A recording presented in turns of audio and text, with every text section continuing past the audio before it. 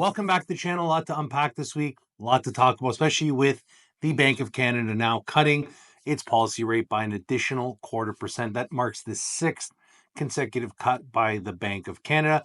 Many expected this rate cut to happen, especially with the economic fears here in Canada and ultimately with these potentials for a 25% tariff on goods effective February 1st. What does the Bank of Canada have to say about it?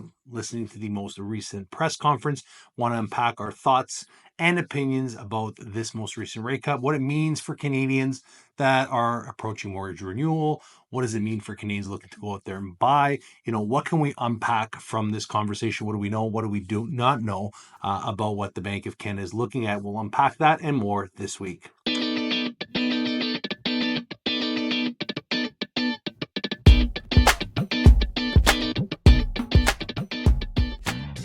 So by now, many Canadians have realized the Bank of Canada has cut the policy rate an additional 0.25%. That basically brings the overnight lending rate for the Bank of Canada to 3%. And that moves the needle for banks, lenders, the prime lending rate for most institutions, most financial institutions, to around 5.20%. And ultimately, if you have a variable rate mortgage, you're still holding on to that, or you're looking at a variable rate mortgage, that variable does also come with a discount with most lenders, depending on your lender. So you might have a rate that is well into the fours, mid to low fours, depending on the type of product, especially if you're one of the many Canadians who held on to their variable rate through these difficult times where we saw the Bank of Canada raising those rates significantly throughout 2022 and 2023.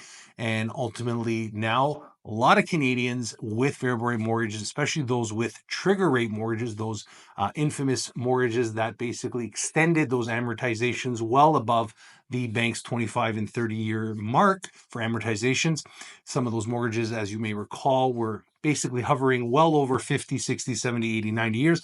A lot of them have now come back into check with the most recent cuts by the Bank of Canada. Obviously, the 2% cut that we've seen happening over 2024 and now the first cut for 2025. So that is something really interesting, as the Bank of Canada governor did point this out in the conversation in the press conference this week, ultimately talking about shelter costs, shelter inflation pulling back as these interest rates begin to subside. But shelter price inflation remains elevated, but is gradually coming down. When the Bank of Canada makes an announcement, when it comes to the policy rate decisions, those directly have an impact on variable rate mortgages and anything based on the bank's prime lending rate, such as home equity lines of credits or unsecured line of credits, that directly impacts that. Now, as for fixed rate mortgages, ultimately, this is where the conversation takes a little bit of a detour, because all that is heavily based on what is happening in the US, and ultimately with the Fed signaling a pause. Ultimately, this sort of puts a lot of pressure on the Canadian economy, on the Canadian bond yields, as the Canadian economy isn't as resilient as our counterparts in the US. And ultimately, with Trump now coming into power, changing and deregulating and basically pushing for more business, more capital, this is all to do with growing the US economy. That basically has yet to sort of play out, as to see what happens with the US debt, which is in the trillions, and ultimately how that plays out into treasuries. We've definitely seen the US treasuries, the 2, the 10, have pulled back slightly.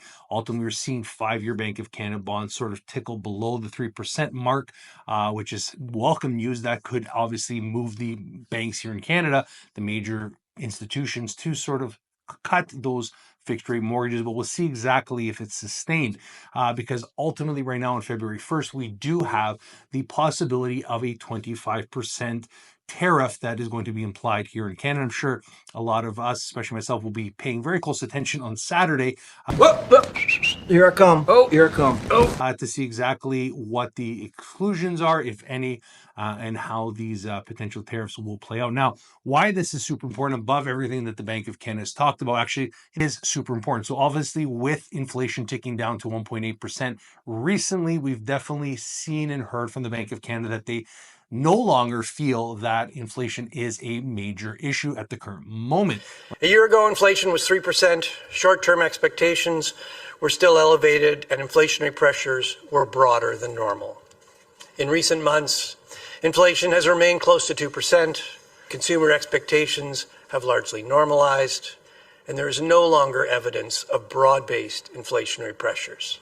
While we expect some volatility in CPI inflation due to temporary tax measures, our forecast is that inflation will remain close to the 2% target over the next 2 years. Right, as long as it hovers within that 2% bandwidth, the Bank of Canada is comfortable that inflation has basically been pulled back. Now, although a lot of components within those CPI baskets, the consumer pricing index basket, have pulled back, there are certain outliers that are still relatively expensive. And ultimately, these are things that the Bank of Canada is going to pay close attention to, as well as what we have happening in the labor market. Obviously, it's still considered very soft.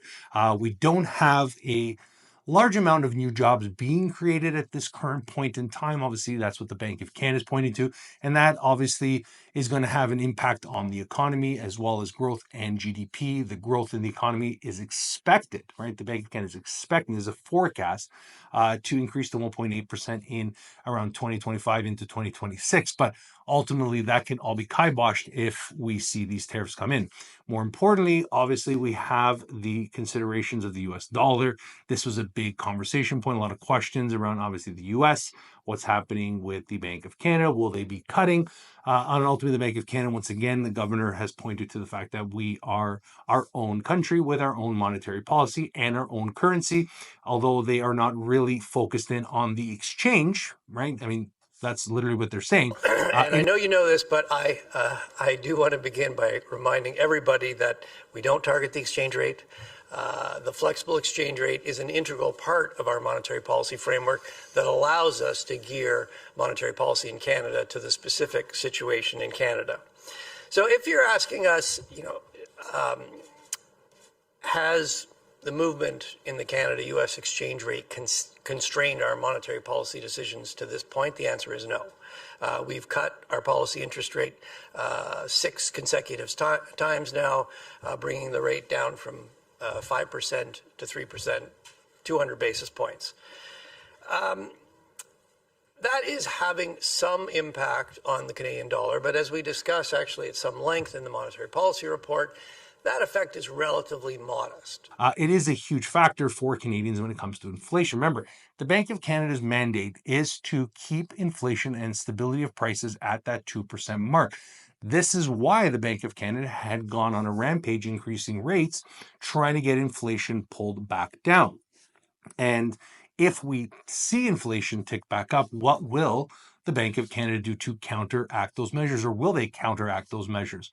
And the whole, idea right now with the Bank of Canada, and the super important part is that they've ended the quantitative easing.